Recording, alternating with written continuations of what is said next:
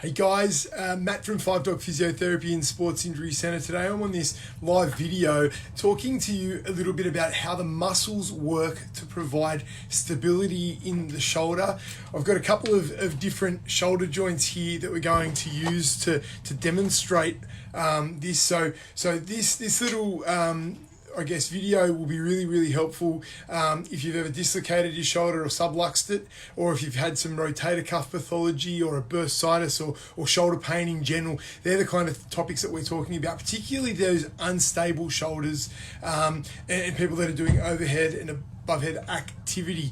If you're watching, please press like, comment any questions that you have below, but let's get stuck in. So I've talked recently about the shoulder and the way it moves and the different types of things that occur when we dislocate it. And so on this model here, we can see that there's a bunch of ligaments basically helping to keep your shoulder joint a little bit more stable. So we've got ligaments that attach to your humerus, the big arm bone, onto your shoulder blade, and also onto your clavicle or collarbone. And that's what all these little stringy type, different coloured surfaces are, which are really important. They help keep some of the stability in your shoulder. But I guess the really important thing is when we go to lift up our arm, so lifting up above head, our shoulder doesn't just go up in one big giant swoop.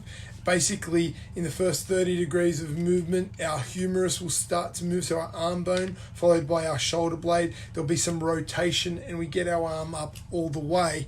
Now, really important, especially if we're going to do things like throw a ball, that we have really good shoulder blade control. Now, the muscles that we really want to talk about, so we're really lucky because the muscles that attach to our shoulder blade, they form a lot of the stability as soon as we start to get our arm up above our head. And so what we call dynamic stability.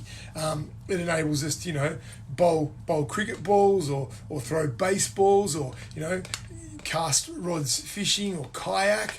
Allows us to put the clothes on the line, allows us to lift weights above our head. So there's these muscles known as our rotator cuff muscles. Effectively, we have our supraspinatus, which sits on top of this ridge, comes down in through here, and then attaches in through the front. We have two other muscles at the back as part of our rotator cuff, infraspinatus and teres minor, which attach through here, and subscapularis through the front. Their job and their main role is to keep this ball in this socket when we go to lift our arm, keeping the ball and socket nice and congruent. Now, what that does, if these muscles are working well and they're working efficiently, effectively, it means that we're going to be able to get our arm up in these really good positions and still generate awesome power when we go to do any of these tasks. Really important. Now, if these muscles aren't working well, then this ball can start to move around in the socket a little bit more. And this is what we're talking about when we talk about the dynamic stability. There's other muscles that can also help improve the dynamic stability of our shoulder, such as our bicep. I don't know if you can see it, there's a little red dot there. That's where one of the heads of our bicep attaches. That also forms a stabilizing role. If these muscles are working well, if you're watching, just say hi. We're talking about how our muscles provide stability in our shoulder. If you've got any questions, just comment below there.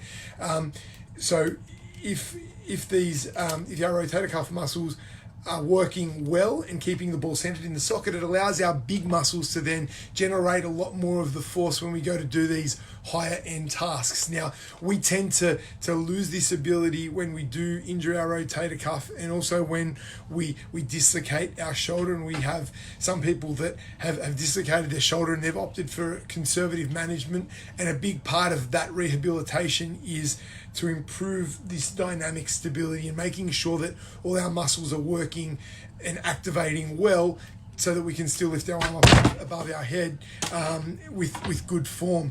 Now, what typically happens is if these muscles aren't working so well, we'll tend to compensate. And I talked about this last week extensively, where people will want to hitch up their shoulder because the right muscles aren't working in the right order.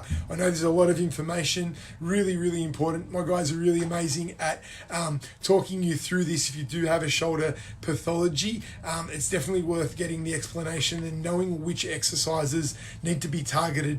Hi, if you've just joined me, press like so I know you're there.